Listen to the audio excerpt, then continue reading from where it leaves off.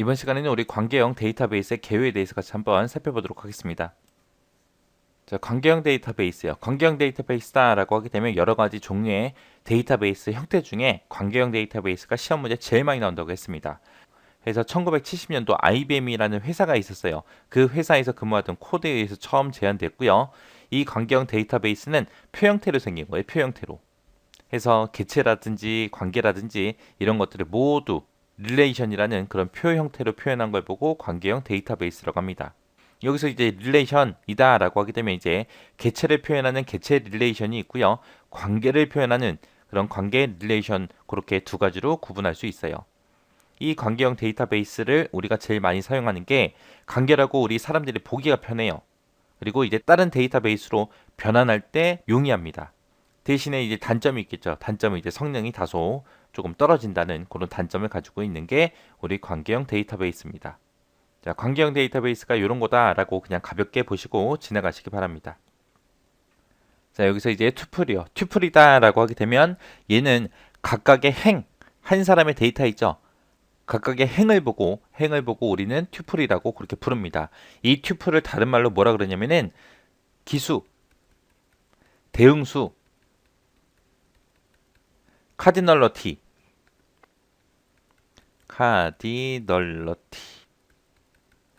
이렇게 불러요. 해서 튜플이 됐든 기수가 됐든 대응수가 됐든 카디널러티가 됐든 다 똑같은 말입니다.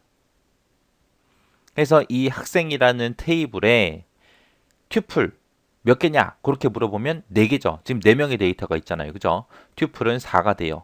이 학생 릴레이션에 기수가 몇 개냐? 4요. 학생 릴레이션의 대응수가 얼마냐? 4요. 학생의 카디널러티가 얼마냐? 4요. 다 똑같은 말이에요. 그래서 몇 행으로 구성되어 있냐? 그거 얘기하는 거예요. 그래서 튜플이라는 그런 용어로 이제 사용이 돼요.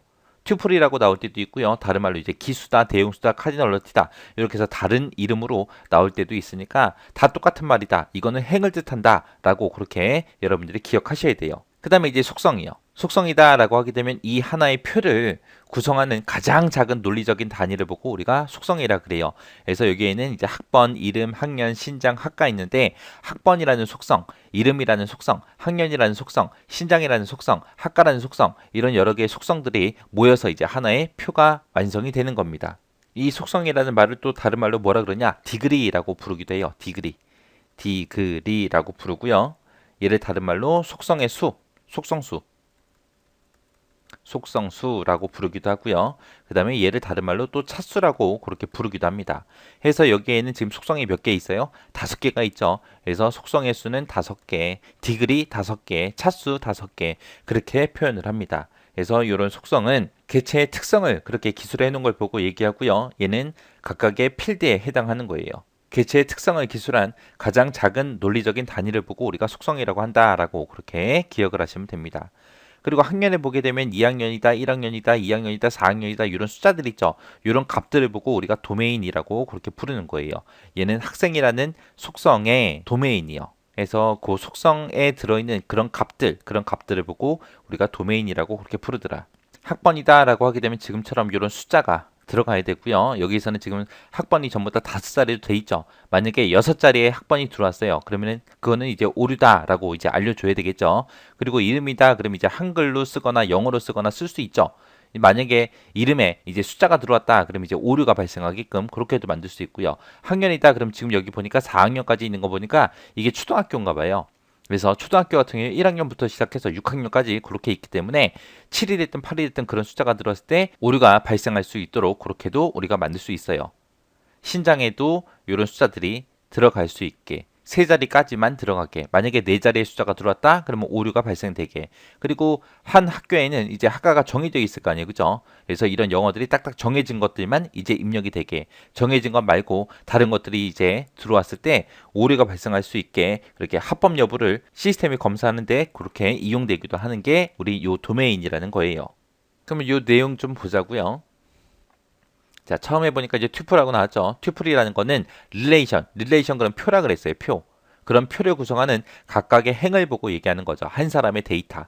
그런 한 사람의 데이터가 되기 위해서는 학번이다, 이름이다, 학년이다, 신장이다, 학과다 해서 한 사람의 그런 여러 개 속성이 모여서 구성이 된 거죠.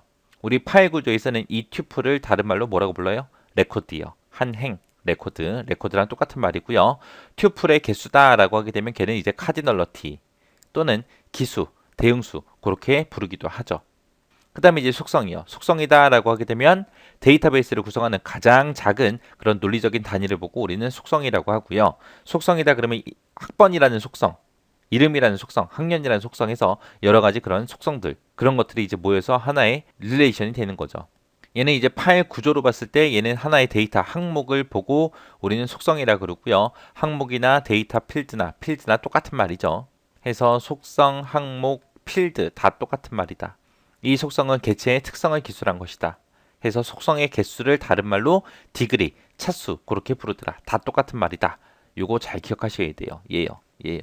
시험 문제에 뭐 속성의 수가 몇 개냐, 튜플의 수가 몇 개냐 그렇게 안 나와요. 안 나오고 카디널리티가 얼마냐, 디그리가 얼마냐, 차수가 얼마냐, 기수가 얼마냐, 대응수가 얼마냐 그런 식으로 말을 바꿔서 나오거든요. 그래서 이거를 정확하게 여러분들이 숙지하고 계셔야 돼요. 그래야 그 뒤로 넘어갔을 때 이런 말들이 나왔을 때 헷갈리지 않습니다. 그 다음에 이제 도메인이요. 도메인이다 라고 하게 되면 하나의 속성, 하나의 애트리뷰트가 취할 수 있는 그런 값들 있죠. 그런 원작 값들의 집합을 보고 우리는 도메인이라고 그렇게 부릅니다. 그런 값들을 이용해서 이제 합법 여부 같은 것들을 이제 시스템이 검사하는데 이용하는 거죠. 여기 보니까 성별이라는 애트리뷰트, 성별이라는 속성이 있습니다. 그 속성에는 도메인 값으로 이제 쓸 수 있는 게 남하고 여하고 두 글자밖에 없는 거죠. 다른 값이 들어왔을 때 이제 오류 메시지가 나타나게 그렇게 할 수 있죠. 그래서 하나의 속성에 대해서 이제 그 값이 적합한지 그런 합법 여부를 시스템이 검사할 때도 그렇게 값들을 이용합니다. 그래서 튜플이 뭔지 속성이 뭔지 도메인이 뭔지 정확하게 여러분들이 개념을 잡고 외울 거는 외우고 그 뒤로 넘어가셔야 돼요. 안 그러면 되게 헷갈려요. 꼭 기억하세요.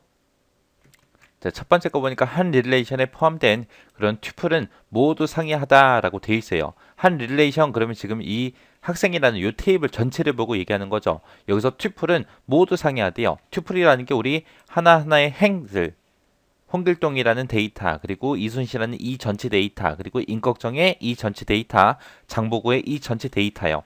이런 데이터들은 전부 다 모두 다 달라야죠.